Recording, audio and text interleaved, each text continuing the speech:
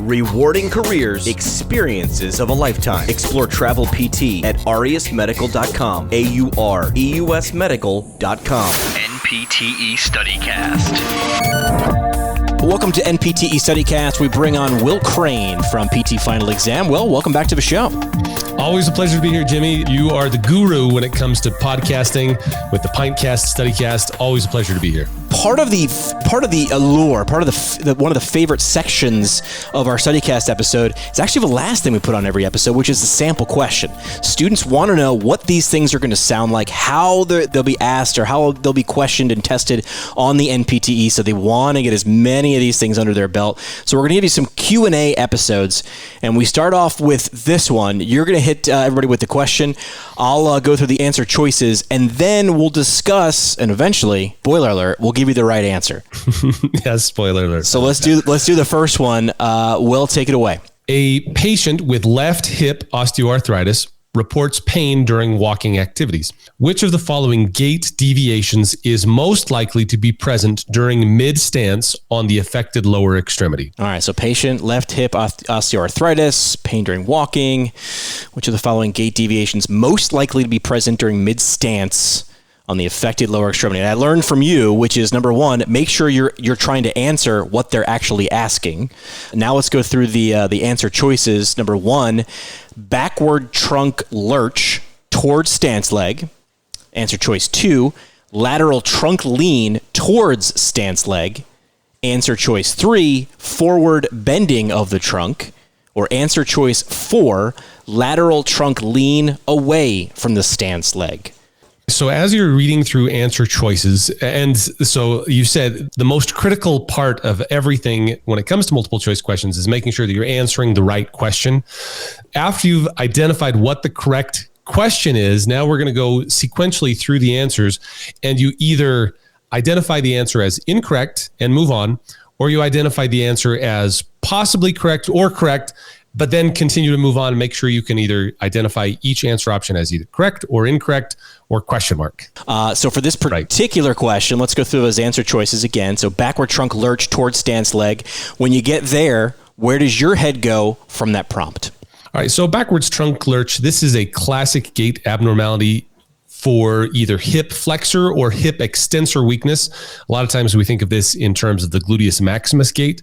In this question, we have the problem of left hip osteoarthritis or pain on the left hip. So therefore, a backwards trunk lurch is not going to be present. It would be much more likely in the case of someone who had a weak gluteus maximus or weak iliopsoas, but because neither of those are present, we can safely eliminate that backwards trunk lurch. Not going to be present. Second answer choice, lateral trunk lean towards the stance leg. Right, so this is the correct answer. Lateral trunk lean towards the stance leg. The reason a person with hip osteoarthritis will lean towards that stance leg during the mid-stance phase of gait is because they're in the swing phase on the opposite side, or the contralateral side is swinging. So therefore, if they were to lean away from the stance leg, number one, they'd fall over. And number two, it would force the gluteus medius to be more active, creating more of a compressive force around that left hip. So therefore, leaning towards the stance leg reduces muscular activity, plus it is the most advantageous position from a balance standpoint, so they have the least amount of muscles working so that their hip is not exacerbated. We're going to give you some bonus content in ruling out how you would go through ruling out the other two remaining answer choices. Number 3 was forward bending of the trunk. All right, so forward bending of the trunk during the mid-stance phase of gait. This is a classic gait abnormality or deviation for weak quadricep muscles. So if you think about a femoral nerve palsy or any sort of weak quad where you are trying to prevent the knee from buckling, what you'll do is you'll shift the center of gravity of your trunk anterior or ahead of the axis of rotation of the knee, thereby creating what's called an extensor moment or an extension moment, which reduces the need for the quadriceps to activate. So therefore, forward trunk bending, classic for weak quads, but not present for hip osteoarthritis. All right, so that's why that one is off the list. And finally, lateral trunk lean away from the stance leg. Right, so we talked about this one a little bit. This one, I think a lot of people tend to go this is probably the most popular incorrect answer, because in our minds we say, oh, well, if the left hip is offending us in some way, we need to move away from that hip. But because you're in single limb stance, if you shift away from that stance leg, not only do you risk having poor balance, but you also force the gluteus medius, or the hip abductors, to work overtime, which if you look at the line of pull of that gluteus medius, it's almost all compressive. It does have some rotational component, but the force vector, extremely compressive, which would exacerbate the pain of the left hip osteoarthritis. All right, so the correct answer, just to review, lateral trunk lean towards the stance leg.